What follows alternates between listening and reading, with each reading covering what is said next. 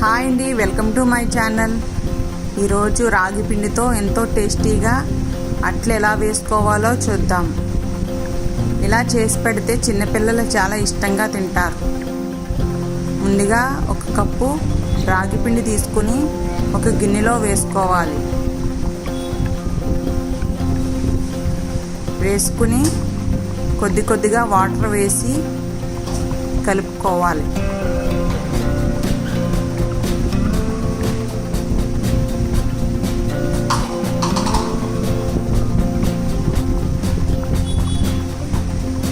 ఇలా బాగా కలుపుకొని చపాతీ ముద్దలా కలుపుకోవాలి.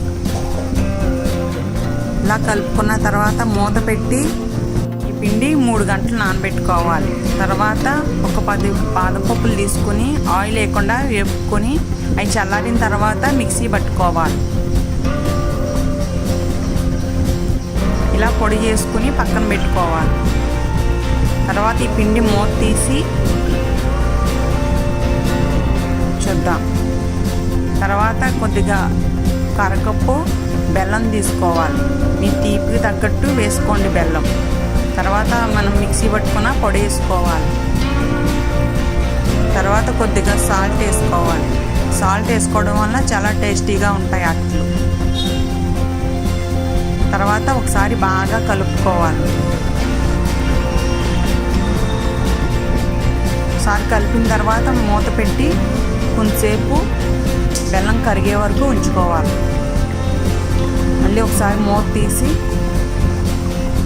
బాగా కలుపుకోవాలి.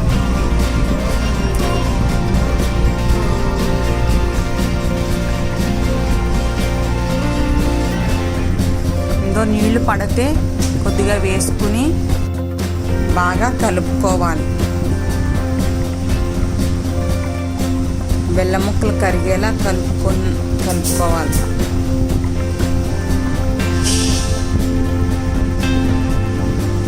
ఇలా లూజుగా దోసల పిండిలా కలుపుకోవాలి. ఇలా కలుపుకొని పక్కన పెట్టాలి.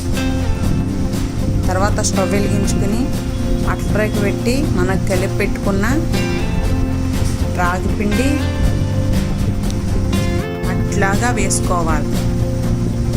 ఇక్కడ ఆయిల్ బదులు నెయ్యి వేసుకుంటే చాలా టేస్టీగా ఉంటాయి. నేను ఆయిల్ వేస్తున్నాను. కొద్దిగా ఆయిల్ వేసిన తర్వాత మంట మీడియంలో పెట్టుకుని బాగా కాల్చుకోవాలి.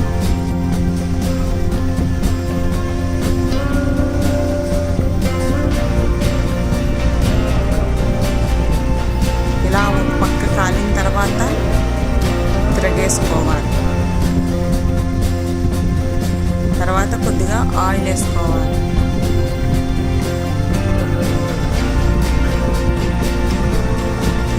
ఈ అట్లు చాలా టేస్టీగా ఉంటాయండి. ఒకసారి మీరు ఈ విధంగా ట్రై చేయండి. ఇది బాగా కాలిన తర్వాత ఒక ప్లేట్లో వేసుకోవాలి.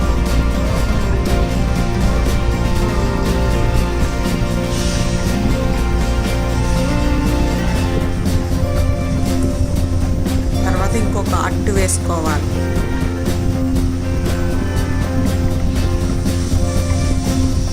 పల్చగా అంటే పల్చగా, కొద్దిగా దల్చరగా అన్నా వేసుకోవచ్చు. ఈ అట్లు చాలా టేస్టీగా ఉంటాయి. తర్వాత కొద్దిగా ఆయిల్ వేసుకోవాలి.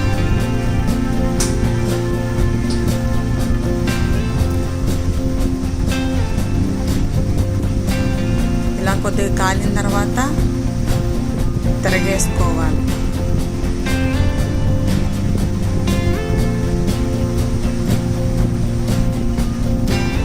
తర్వాత కొద్దిగా ఆయిల్ వేసుకోవాలి.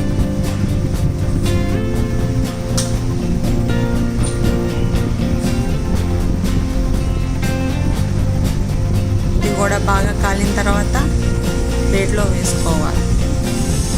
అంతేనండి, వేడివేడిగా ఎంతో టేస్టీగా రాగి పిండితో అట్లు రెడీ. ఈ విధంగా మీరు ట్రై చేయండి. చాలా టేస్టీగా ఉంటాయి.